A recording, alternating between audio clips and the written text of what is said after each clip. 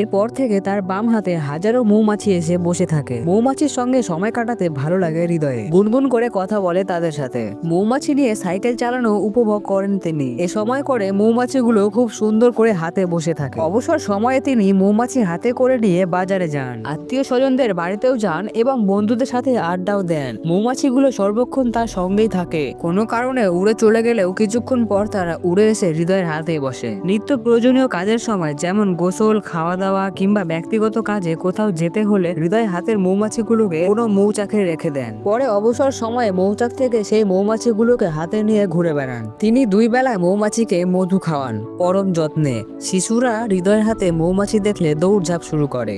গ্রামবাসীরা জানালে মৌমাছি সবার শরীরে হুল ফোটালে কোনো এক অজানা কারণে হৃদয়ের সাথে মৌমাছিদের খুব ভালো বন্ধুত্ব। হৃদয়ের এমন অদ্ভুত কাজে উচ্ছ্বসিত শিশুরাও, বরং তার হাতে নতুন নতুন মৌমাছি যুক্ত হয়ে সংখ্যা বেড়েছে তাদের। তিনি বলেন, ভালোবাসা দিলে প্রাণীরাও মন উজাড় করে ভালোবাসে, কখনো আপনজনদের তারা ছেড়ে যায় না।